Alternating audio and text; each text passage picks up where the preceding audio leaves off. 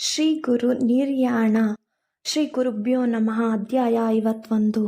ಸಿದ್ಧಯೋಗೀಶ್ವರರ ನಾಮಧಾರಕನಿಗೆ ಶ್ರೀ ಗುರು ಮಹಿಮೆಯನ್ನು ನಿರೂಪಿಸಲಾರಂಭಿಸಿ ಶ್ರೀ ಗುರುಗಳು ಗೋದಾವರಿಯಲ್ಲಿ ಸ್ನಾನ ಮಾಡಿ ಗಾಣಗಾಪುರಕ್ಕೆ ವಾಪಸ್ಸಾಗಿ ಅಲ್ಲಿ ಕೆಲವು ಸಮಯ ತಂಗಿದ್ದು ಶ್ರೀಶೈಲಕ್ಕೆ ಹೊರಡುವ ಸಂಕಲ್ಪ ಮಾಡಿದರು. ಗುರುಗಳ ನಿರ್ಧಾರ ತಿಳಿದು ಎಲ್ಲ ಶಿಷ್ಯರು ಖಿನ್ನಮನಸ್ಕರಾದರು. ಅವರ ಮನಸ್ಥಿತಿ ತಾಯಿಗಾಗಿ ಹಂಬಲಿಸುವ ಮಗುವಿನಂತಿತ್ತು. ಗುರುದೇವ, ನೀವು ಇಲ್ಲಿಂದ ಹೊರಟರೆ ನಮ್ಮ ಗತಿಯೇನು? ನೀವಿಲ್ಲದೆ ನಾವು ನೆಮ್ಮದಿಯಿಂದ ಇರಲಾರೆವು ಎಂದು ಅವರೆಲ್ಲರೂ ಹಂಬಲಿಸಿದರು. ಆದರೆ ಶ್ರೀ ಗುರುಗಳು, ಪ್ರಿಯ ಶಿಷ್ಯರೇ, ನೀವು ಚಿಂತಿಸಬೇಕಾಗಿಲ್ಲ. ನಾವು ಸಂಗಮದ ಔದುಂಬರ ವೃಕ್ಷದಲ್ಲಿ ಸದಾ ಸನ್ನಿಹಿತರಾಗಿರುತ್ತೇವೆ. ಸಂಗಮ ಸ್ನಾನ ಮಾಡಿ ಅಶ್ವತ್ಥ ವೃಕ್ಷವನ್ನು ಪೂಜಿಸಿ ವಿನಾಯಕನ ದರ್ಶನವನ್ನು ಪಡೆದು ನಮ್ಮನ್ನು ಆರಾಧಿಸಿ ಎಂಬ ಸಂದೇಶವನ್ನಿತ್ತು ನಮ್ಮ 4 ಪ್ರಿಯ ಶಿಷ್ಯರೊಡನೆ ಶ್ರೀಶೈಲಕ್ಕೆ ಹೊರಟರು. ಶ್ರೀ ಗುರುಗಳ ಶಿಷ್ಯರು ಅವರ ಇನ್ನೊಂದು ರೂಪವನ್ನು ಗಾಣಗಾಪುರದ ಶ್ರೀಮಠದಲ್ಲಿ ತ್ರಿಕಾಲದಲ್ಲಿಯೋ ದರ್ಶನ ಮಾಡಿಕೊಳ್ಳುತ್ತಿದ್ದರು.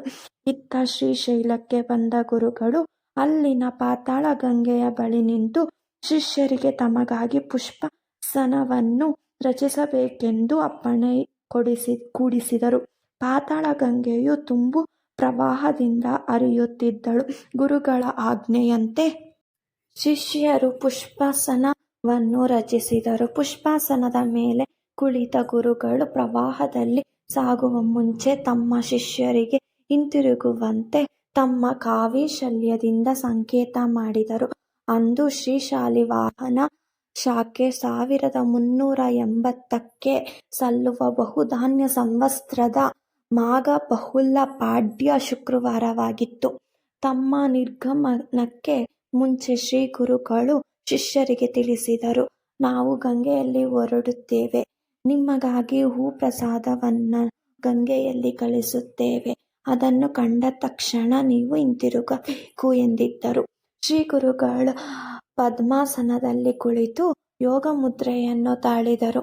ಅವರನ್ನು ಹೊತ್ತ ಪುಷ್ಪಾಸನವು ರಭಸವಾಗಿ ಹರಿಯುವ ಪ್ರವಾಹದಲ್ಲಿ ತೇಲಿ ಕಣ್ಮರೆಯಾಯಿತು. ಸ್ವಲ್ಪ ಸಮಯದಲ್ಲಿ ಅಂಬಿಗನೊಬ್ಬನು, ಸ್ವಾಮಿ, ಈಗ ತಾನೇ ಶ್ರೀ ನರಸಿಂಹ ಸರಸ್ವತಿ ಗುರುಗಳು ದಂಡ ಕಮಂಡಲಧಾರಿಯಾಗಿ ನದಿಯ ದಂಡೆಯ ಮೇಲೆ ಹೋಗುತ್ತಿರುವುದನ್ನು ಕಂಡೆ. ಅವರು ನಿಮಗಾಗಿ ಒಂದು ಸಂದೇಶವನ್ನು ಕಳುಹಿಸಿದ್ದಾರೆ. ಅದೇನೆಂದರೆ, ಶ್ರೀಗಳು ಕದಲಿವಾಹನಕ್ಕೆ ಹೊರಡುತ್ತಿದ್ದಾರೆ. ಆದರೂ ಅವರ ನಿತ್ಯ ಸನ್ನಿಧಾನವು ಗಾಣಗಾಪುರದ ಔದುಂಬರ ವೃಕ್ಷದಲ್ಲಿರುತ್ತದೆ ಎಂಬುದೇ ಆಗಿದೆ. ಅಂಬಿಗನು ಹೀಗೆ ಹೇಳುವಷ್ಟರಲ್ಲಿಯೇ ಪಾತಾಳ ಗಂಗೆಯಲ್ಲಿ ಪುಷ್ಪಗಳು ತೇಲಿ ಬಂದವು.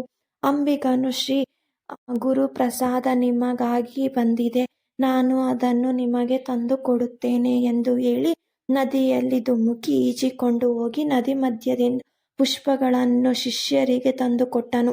ಸಿದ್ಧ ಮುನಿಗಳು ನಾಮಧಾರಕನಿಗೆ ಈ ಪ್ರಸಂಗವನ್ನು ತಿಳಿಸಿ, ಮಗು ಈ ಗುರುಪ್ರಸಾದವನ್ನು ನೋಡಿ ಎಂದು ತಾವು ತಲೆಯಲ್ಲಿ ಧರಿಸಿರುವ ದಿವ್ಯ ಪುಷ್ಪವನ್ನು ತೋರಿಸಿದರು. ಸಾಯಂ ದೇವ, ನರಹರಿ, ಕವೀಶ್ವರ, ನಂದಿ ಹಾಗೂ ನಾವೇ ಈ ಪ್ರಸಾದವನ್ನು ಸ್ವೀಕರಿಸಿದ ಶಿಷ್ಯರು ಎಂದು ತಿಳಿಸಿದರು.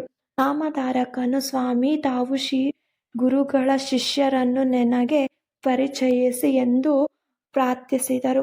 ಸಿದ್ಧಯೋಗೀಶ್ವರರು ಶ್ರೀ ಗುರುಗಳು ಕೃಷ್ಣ ಸರಸ್ವತಿ, ಬಾಲ ಸರಸ್ವತಿ, ಉಪೇಂದ್ರ, ಮಾಧವ ಸರಸ್ವತಿ ಎಂಬ ತಮ್ಮ ಶಿಷ್ಯರನ್ನು ಸನ್ಯಾಸ ದೀಕ್ಷೆ ಕೊಟ್ಟು ತೀರ್ಥಯಾತ್ರೆಗೆ ಕಳುಹಿಸಿದರು. ಶ್ರೀ ಗುರುಗಳಿಗೆ ಅನೇಕ ಮಂದಿ ಗೃಹಸ್ಥ ಶಿಷ್ಯರು ಇದ್ದರು. ನಾಮಧಾರಕನು ಸಿದ್ಧಯೋಗೀಶ್ವರರ ಬಳಿ ಇದ್ದ ಶ್ರೀ ಗುರು ಚರಿತ್ರೆಯ ಮೂಲ ಗ್ರಂಥಕ್ಕೆ ನಮಸ್ಕಾರ ಮಾಡಿ, ಪೂಜ್ಯರೇ, ಈ ಗ್ರಂಥದ ಮಹಿಮೆಯನ್ನು ನನಗೆ ತಿಳಿಸಿರಿ ಎಂದು ಪ್ರಾರ್ಥಿಸಿದನು. ಸಿದ್ಧಯೋಗೀಶ್ವರರು ನಾಮಧಾರಕನಿಗೆ ಶ್ರೀ ಗುರು ಚರಿತ್ರೆಯು ಕಾಮಧೇನು ಕಲ್ಪವೃಕ್ಷದಂತೆ ಬೇಡಿದನು ನೀಡುವ ಜಾಗೃತ ಗ್ರಂಥವಾಗಿದೆ. ಈ ಗ್ರಂಥದ ಶ್ರವಣದಿಂದ ದಾರಿದ್ರ್ಯ, ಸುಖ, ದುಃಖ, ಅನಾರೋಗ್ಯಗಳು ದೂರವಾಗಿ ಧರ್ಮ, ಅರ್ಥ, ಕಾಮ, ಮೋಕ್ಷಗಳು ಸುಖ ಸಿದ್ಧಿಸುತ್ತದೆ ಇದನ್ನು ಬರೆದು ಓದಿದವರಿಗೆ ಸರ್ವಸಿದ್ಧಿಯೇ ಆಗುವುದು ಎಂದು ವರ್ಣಿಸಿದರು ಎಂಬಲ್ಲಿಗೆ ಶ್ರೀ ಗುರು ನಿರ್ಯಾಣವೆಂಬ ಶ್ರೀ ಗುರು ಚರಿತ್ರೆಯ 51ನೇ ಅಧ್ಯಾಯವು ಸಂಪೂರ್ಣವಾಯಿತು.